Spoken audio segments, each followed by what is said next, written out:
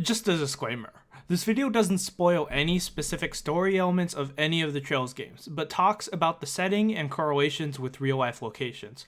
I try to avoid mentioning any specific events, but the stuff I might say might be spoiling events indirectly. So if you want to go into Zero and Azure blind, I'd recommend leaving now.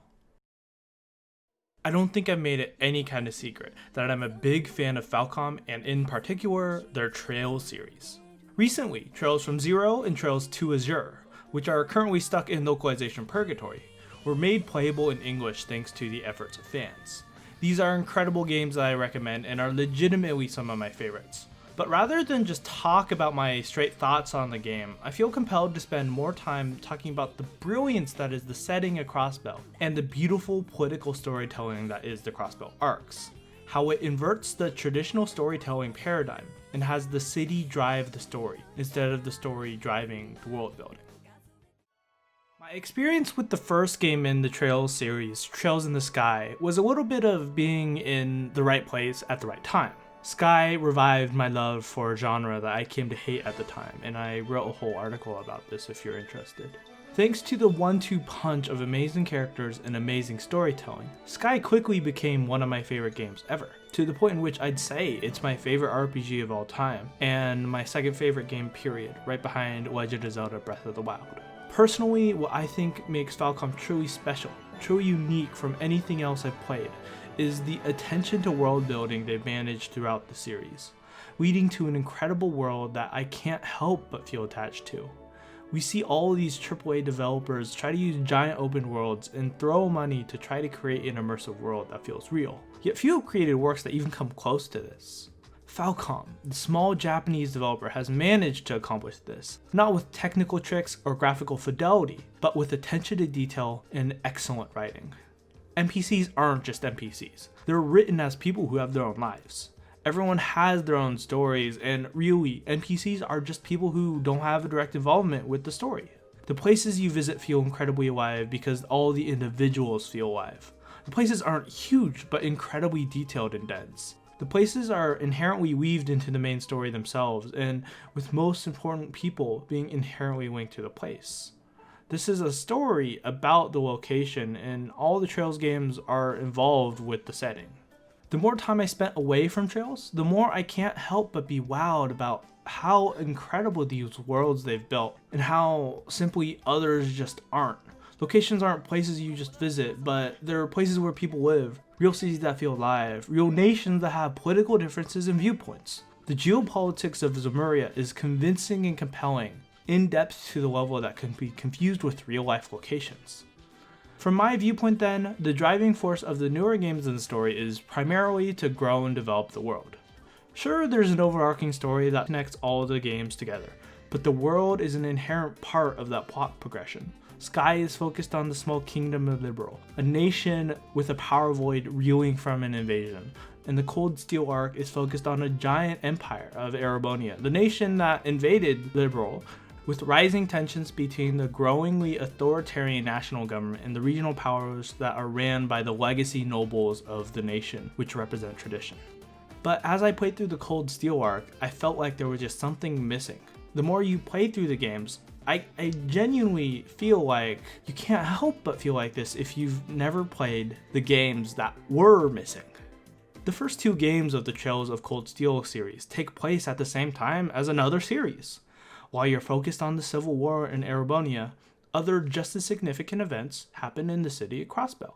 And you even witness these events from a big picture perspective, so you don't really get to see what happens, but you see this. The way that this is progressed goes against the nature of Trails' world building, because, obviously, these were thoroughly explored in the Crossbell arc, Trails from Zero and Trails to Azure, the game set in the said city. Even before I played through the Crossbell games, Crossbell was a location I was eagerly awaiting to visit. Crossbell almost seemed like a time anachronism, a place that couldn't possibly exist given the developing nature of the world. To give some background, the Trails games take place in a continent called Zemuria, specifically the west half. When these games take place, from Septarian calendar 1202 to 1206, the world is rapidly industrializing, thanks to the orbital revolution.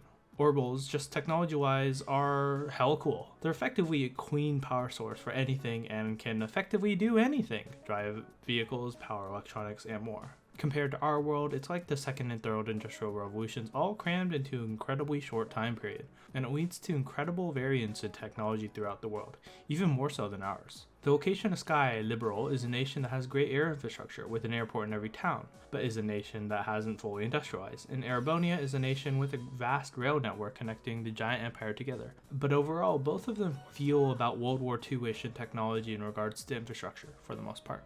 Enter the city of Crossbell, a modern metropolis comparable to what we have in our world today.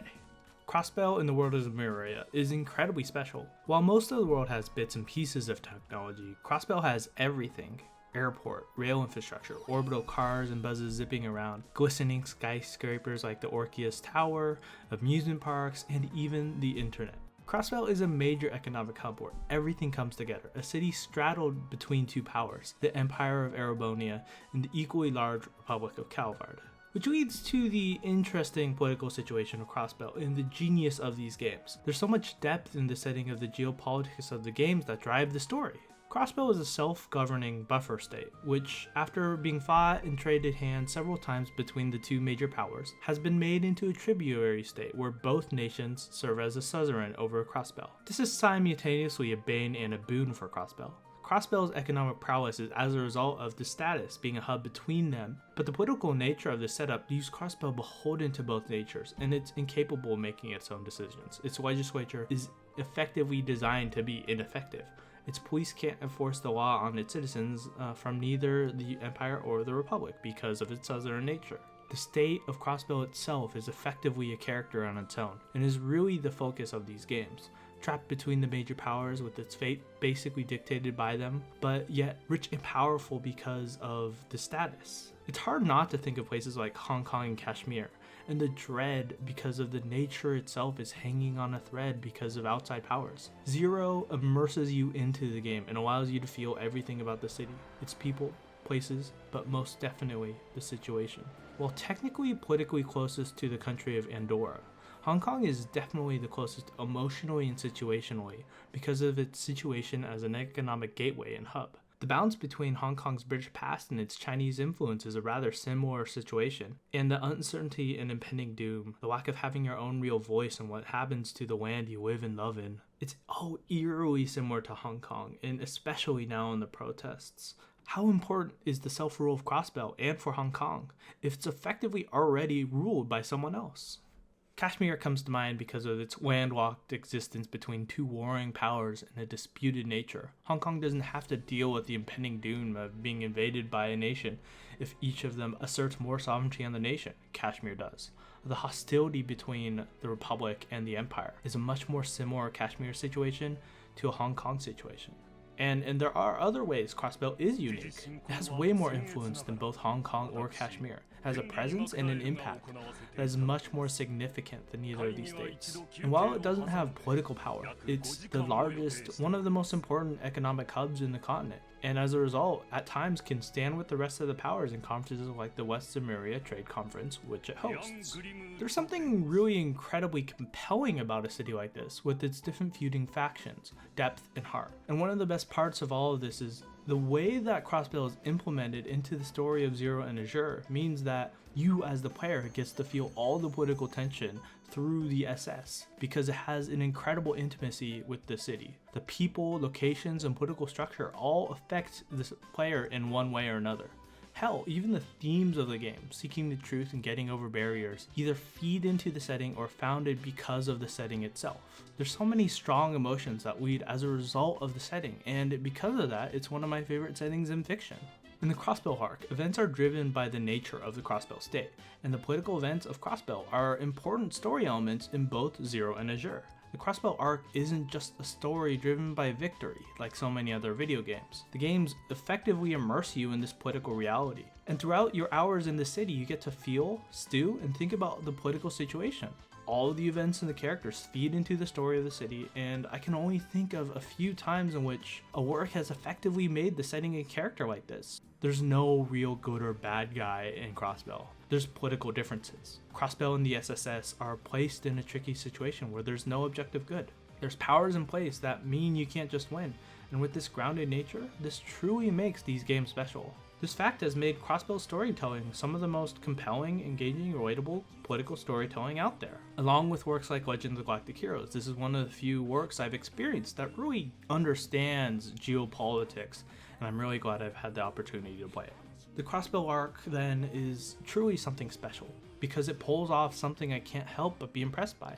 With its world building alone, Falcom has managed to tell a compelling geopolitical story that's legitimately one of the best I've ever seen. By drawing parallels to real life political situations and immersing you in the game, it creates an atmosphere of dread that's inherent to locations that are like Crossbell, and it makes for an incredibly convincing and engaging story.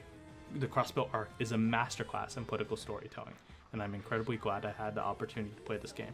This has been Reikaze Rambles, signing out. P.S. I do have to mention that there are plenty of merits to these games outside of the setting, with my personal one being that the cast is just incredibly lovable. Everyone in the SSS is amazing, Tio especially. But if you want more of my thoughts on the games, you can check in the description below for 2 of my Twitter threads, which I've explained my thoughts when I was playing the game. And if you want a review, like a cohesive regular review, let me know. I'll try to get that out when Azure comes up.